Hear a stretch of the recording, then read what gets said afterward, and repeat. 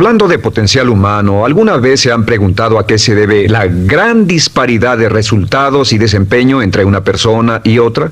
Una persona que percibe $250,000 anuales no es 10 veces más astuta ni mejor que una persona que percibe $25,000 anuales. ¿Por qué la diferencia de 10 veces sus ingresos? Y si tomamos a una persona que percibe $2,5 millones al año, ¿será esa persona 100 veces mejor, más astuta que la persona que gana $250,000? Imposible.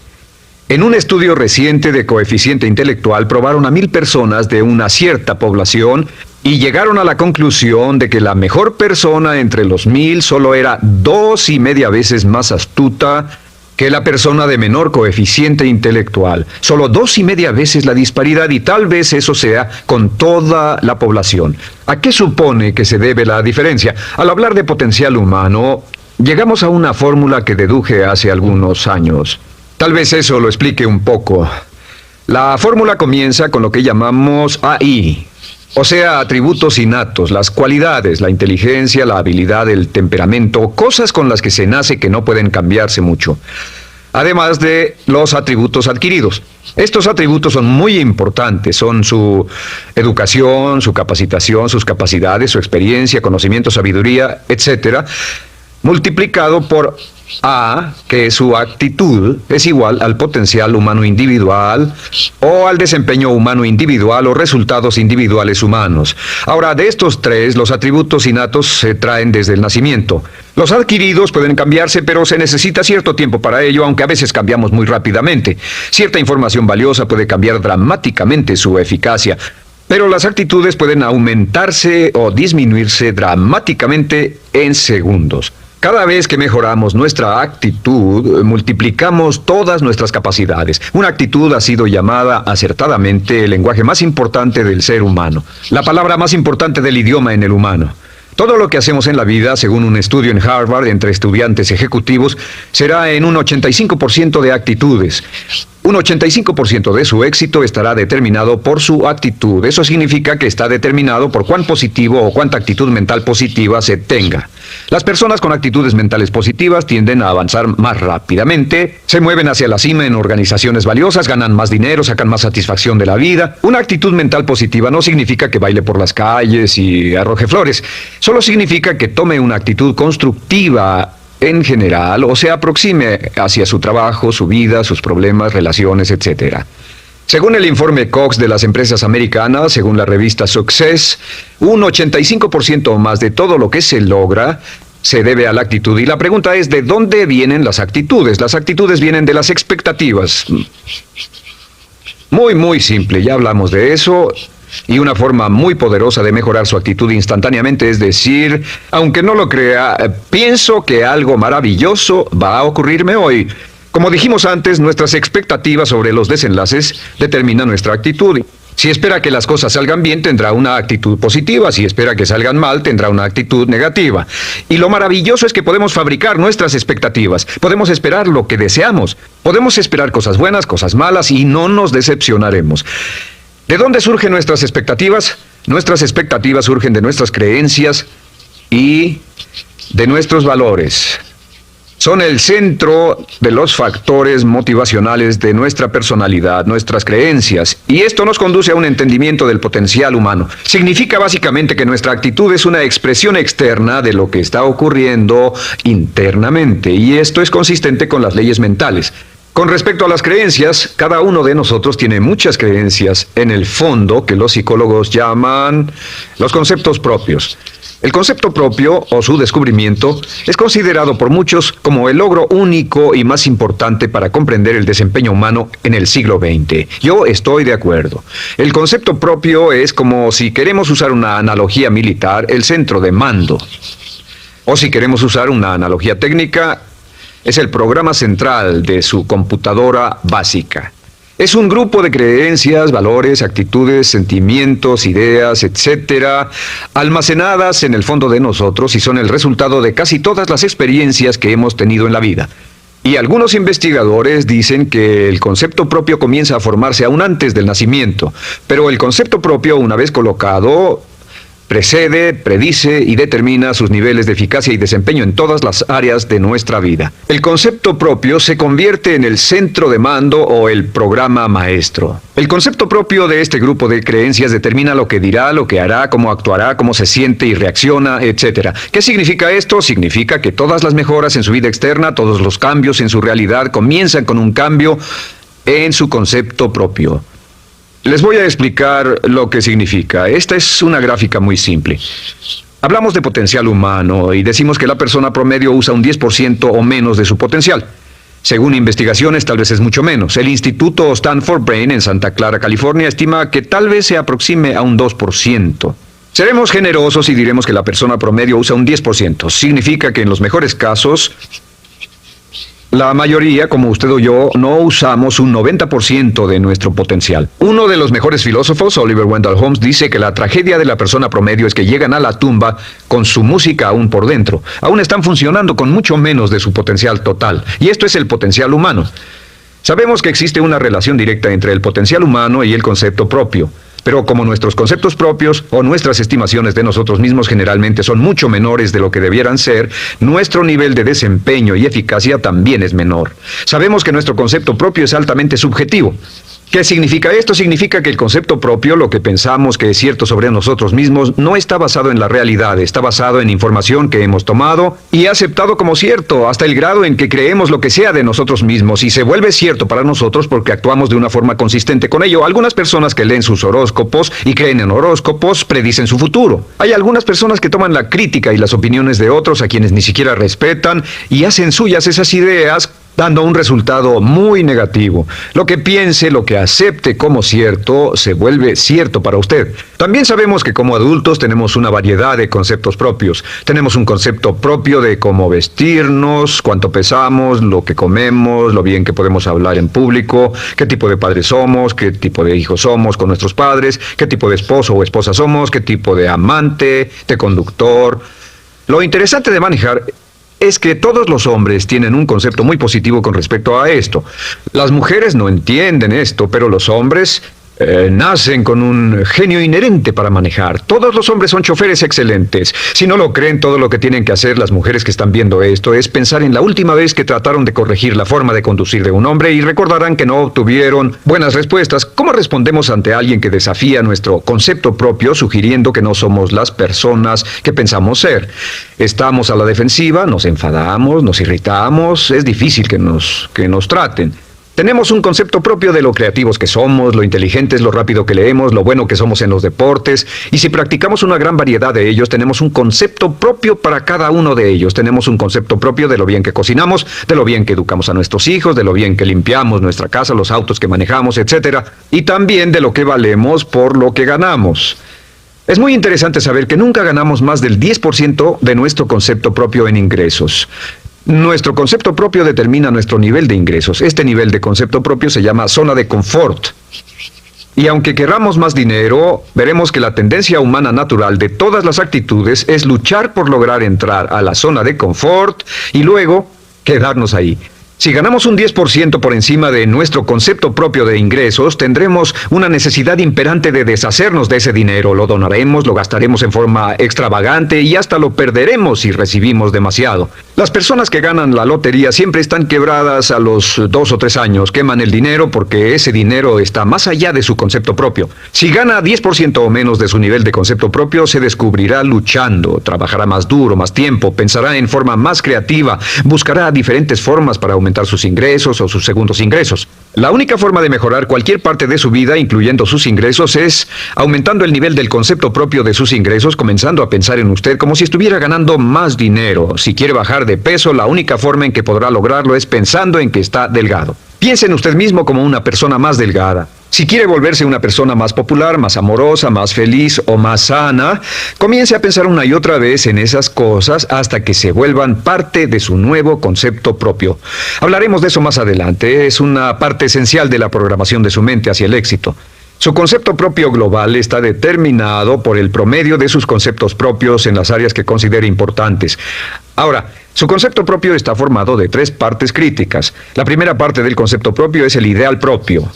El ideal propio es la persona que más desearía ser, es su idea de lo que constituye un ganador, es su visión ideal de lo mejor que puede ser usted. Nada más, una de las cosas que sabemos de las personas con éxito es que las personas con éxito tienen ideales propios muy claros, ideales claros de quién quieren ser en el futuro.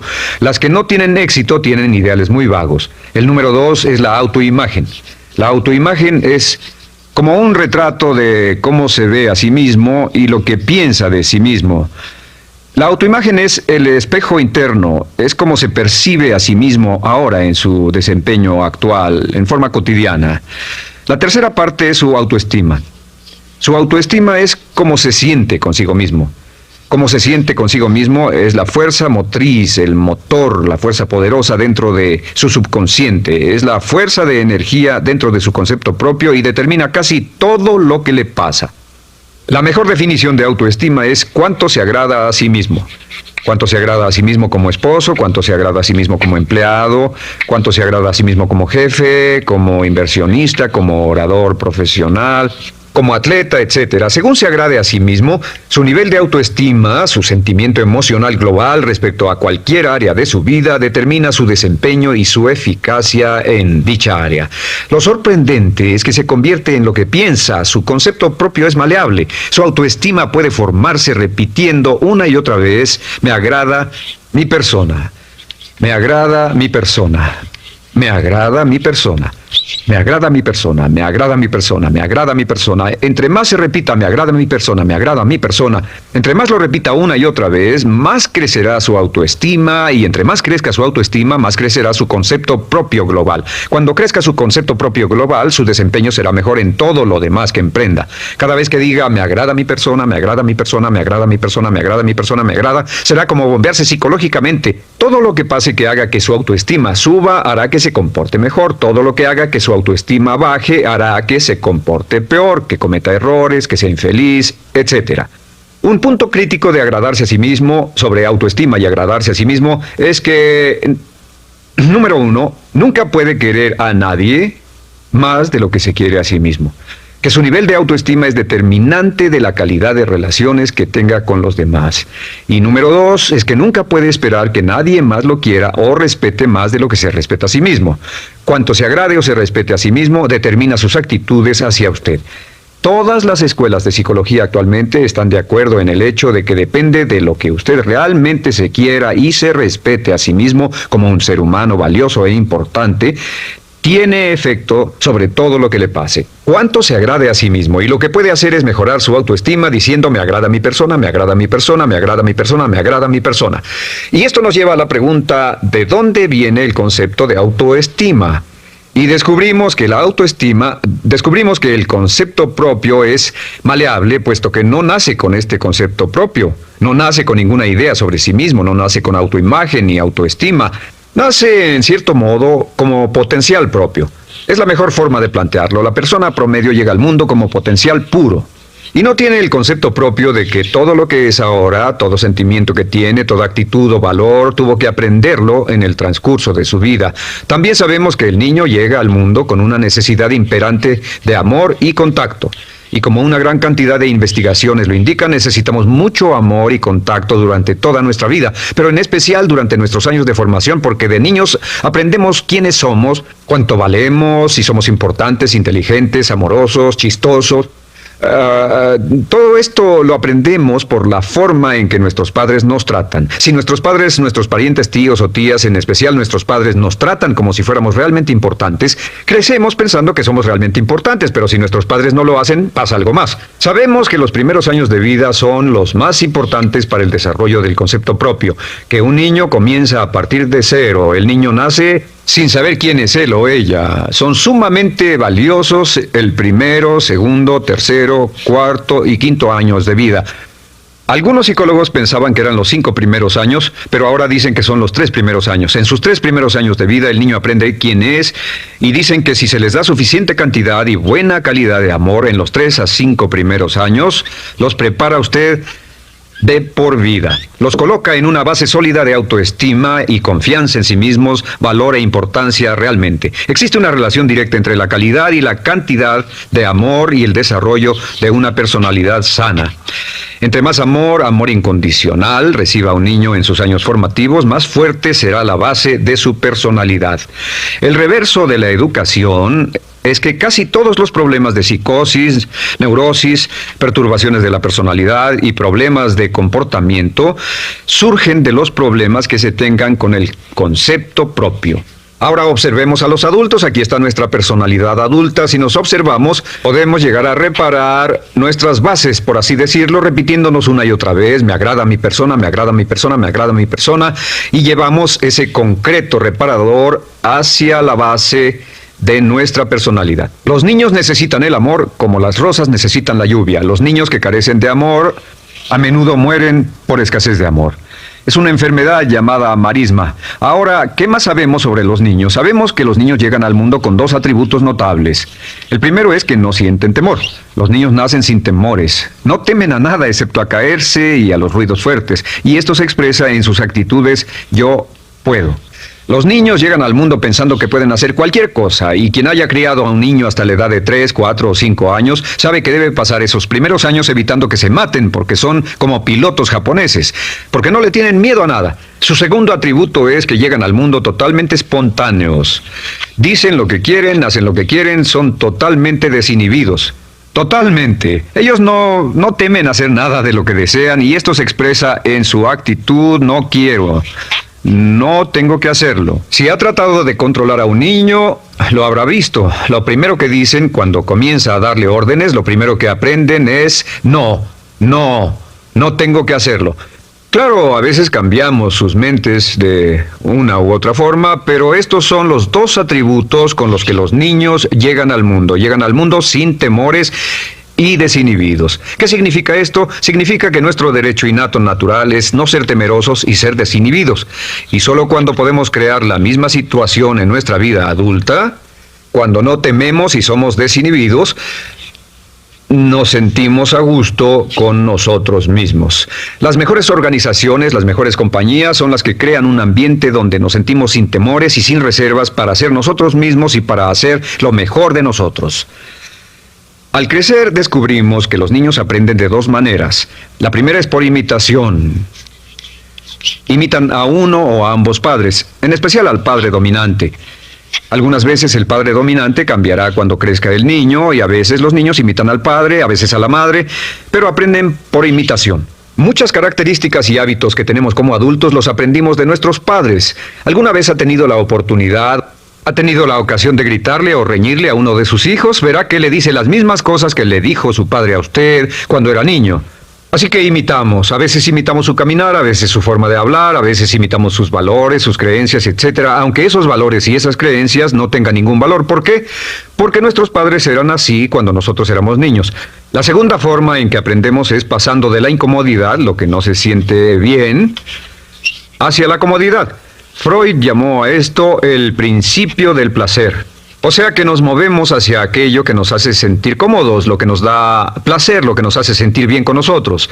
Nos movemos de la incomodidad hacia la comodidad. Así es como aprendemos a no mojar el pañal, por ejemplo. Sabemos que no es agradable caminar con popó o pipí en nuestros pañales. Vemos lo que hacen nuestros padres, vemos lo que nuestros parientes hacen y decimos: estas personas no hacen lo que yo. Así aprendemos a caminar y lo demás. Así que de la incomodidad hacia la comodidad. Durante toda nuestra vida, por cierto, así es como aprendemos. Imitamos leyendo lo que otras personas hacen, estudiando libros y en el trabajo, imitamos cuando vamos a la escuela, y hacemos lo que nos da resultados positivos, lo que nos da refuerzos positivos, y hacemos cada vez menos las cosas que nos causan incomodidad o dolor. Ahora, muy temprano en la vida, como equivocación o como resultado de una equivocación que los padres cometen en la crianza, los niños comienzan a aprender hábitos y patrones negativos. Los patrones y hábitos negativos tienen sus raíces principalmente en la crítica destructiva. La crítica destructiva comienza muy temprano en la vida, a veces en los primeros meses. Y la crítica destructiva la usan los padres para dirigir y controlar a sus hijos. Desafortunadamente, tiene un efecto muy peligroso y dañino sobre nosotros, ya que la crítica destructiva tiende a minar la integridad de la personalidad del niño. Muchos de nosotros, incluyéndome a mí y a muchos de ustedes, nos hemos visto minados y heridos por la crítica destructiva más que todas las guerras en la historia. Ahora, como resultado de la crítica destructiva, comenzamos a desarrollar hábitos y patrones negativos. Los patrones de hábitos negativos son respuestas condicionadas hacia los estímulos. Los patrones de hábitos negativos se desarrollan en los inicios de la vida. Se desarrollan como resultado de una repetición del temor y el dolor una y otra vez. Se desarrollan como resultado de la crítica destructiva, el castigo físico, etc. En los inicios de la vida comenzamos a desarrollar dos manifestaciones que nos persiguen durante toda nuestra vida y más que ninguna otra cosa inhiben nuestro potencial. La primera es la llamada patrón de hábito negativo inhibido. El patrón de hábito negativo inhibido se aprende cuando al niño le dicen una y otra vez no.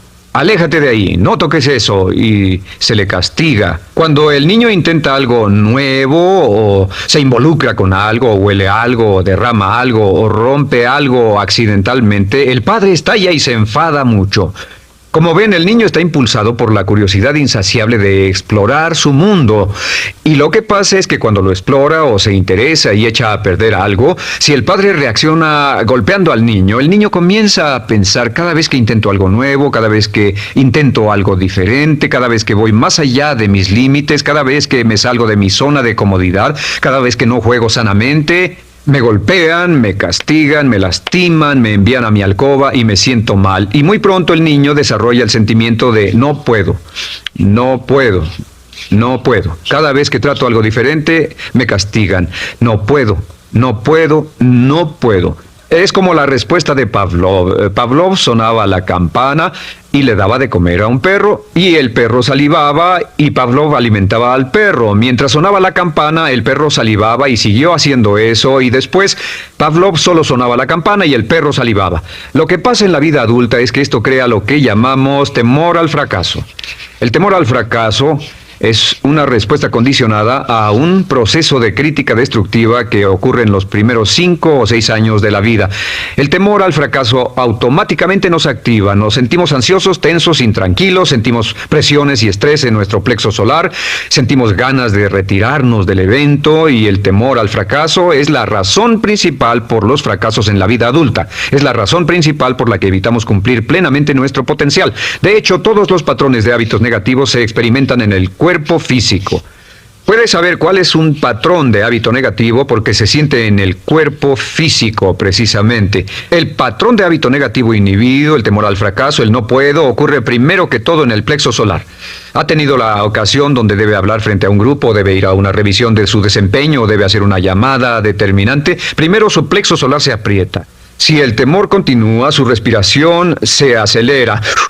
Su corazón comienza a latir apresuradamente, su frecuencia respiratoria aumenta y le duele la cabeza como migraña en la parte frontal, su garganta se le cierra y no puede hablar y se le seca la boca por completo, y como se pone tan tenso y asustado, va corriendo al baño. Estas son todas las manifestaciones. No hay peligro físico, pero sí peligro psicológico, una respuesta condicionada. Cuando sentimos estas cosas, la tendencia es retirarse de la situación que las ocasiona, y es la razón por la que no logramos mucho si retrocedemos. Es muy importante. El segundo patrón de hábitos negativos es el compulsivo.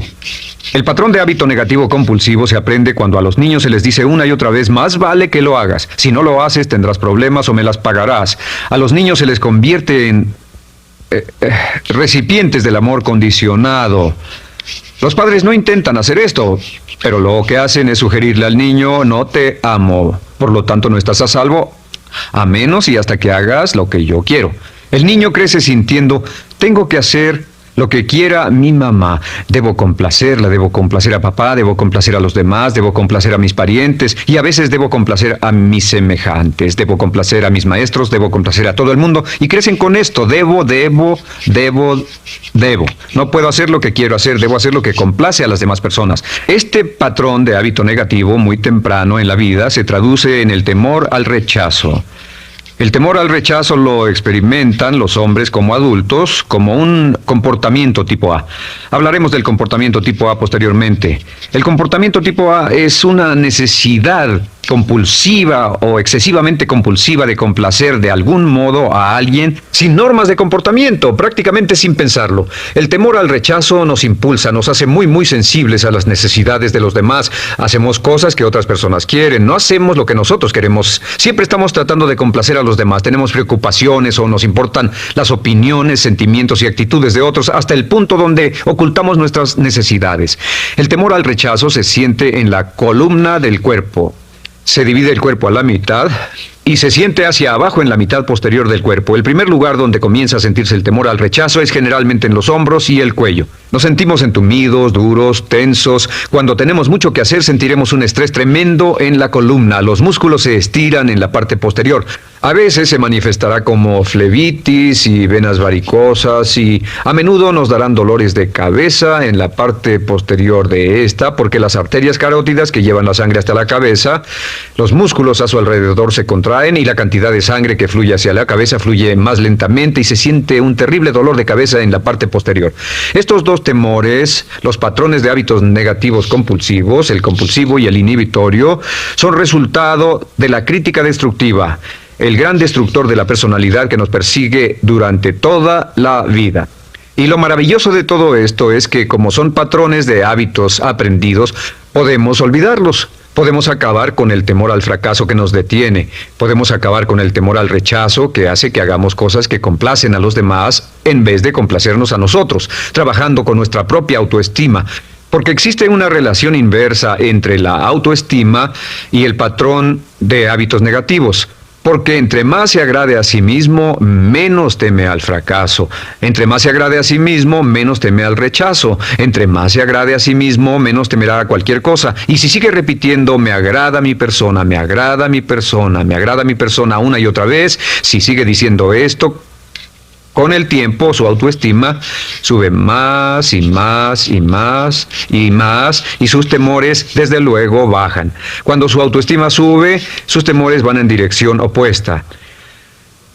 Ahora, ¿cómo enfrentar la crítica destructiva si debe criticar a otras personas? Pues eso es muy simple. Muchos padres nos han preguntado eso. ¿Cómo se controla a los niños? Una de las claves para controlar a los niños es dirigirlos para que hagan algo constructivo en lugar de hacer algo destructivo. Otra cosa que debe recordarse es que lo que quiere hacer es que quiere dar una crítica informativa, crítica constructiva, lo que significa que se les dice a los niños lo que pueden hacer o a los adultos lo que pueden hacer mejor. Todo el propósito de dar retroalimentación de cualquier tipo es mejorar el desempeño. Si es padre, o si es jefe, o si es una persona en una relación, si una persona está haciendo algo malo o inadecuado, todo el propósito de darles cualquier tipo de retroalimentación es para que puedan hacerlo mejor. Sin embargo, existe una relación directa entre la autoestima y la crítica destructiva. Cada vez que se critica a una persona, su autoestima baja. Y cada vez que su autoestima baja, su habilidad para desempeñarse baja. Si critica a una persona en forma destructiva demasiado tiempo, llegará a un punto donde no intentarán nada. Se convierte en lo que llamamos hipersensible. Un adulto hipersensible es aquel que no puede aceptar críticas de nadie. Un adulto hipersensible es una persona que está muy tensa, ansiosa, si siquiera sugiere que no está haciendo lo correcto. Si trata con un adulto hipersensible, la clave es sentarlo y recordar 4 cosas. Número 1, comenzar con alabanzas. Número 2, proteja la autoestima de la persona a toda costa. Número 3, discuta el desempeño y no a la persona. Hable del comportamiento más que de la persona. Y número 4 es enfocarse hacia el futuro en vez de en el pasado. Enfóquese hacia lo que va a hacerse en forma diferente en el futuro en vez de lo que pasó en el pasado. ¿Por qué? Una razón muy simple, porque una persona no puede controlar el pasado. Al no poder controlar el pasado, cualquier crítica de lo que han hecho en el pasado les da un estrés tremendo y frustración. Así que en resumen, la clave del éxito en la vida es una actitud mental positiva. Una actitud mental positiva se basa en expectativas de éxito, de una serie de expectativas positivas. Esa serie de expectativas positivas se basa en sus creencias y en su concepto de sí mismo. El centro de su concepto propio que determina su eficacia en la vida es su autoestima, y su autoestima se mide por cuanto se valore a sí mismo. Las dos cosas que nos frenan más que nada son el temor al fracaso y el temor al rechazo. Y uno de nuestros secretos centrales de éxito es este: Conviértase en un organismo generador de autoestima perpetua. Haga continuamente cosas para usted mismo, hacia sí mismo en su vida, que hagan que se agrade a sí mismo, que se ame, que se acepte, que se respete, que hagan que se sienta fantástico con usted mismo. Si es un jefe o un padre, no olvide que la clave para el máximo desempeño en su hogar y en su trabajo es hacer que las personas se sientan maravillosamente consigo mismas. Entre mejor se sienta consigo mismo y más se agrade, más probable será que logre que las personas a su alrededor lo quieran, lo acepten, lo respeten.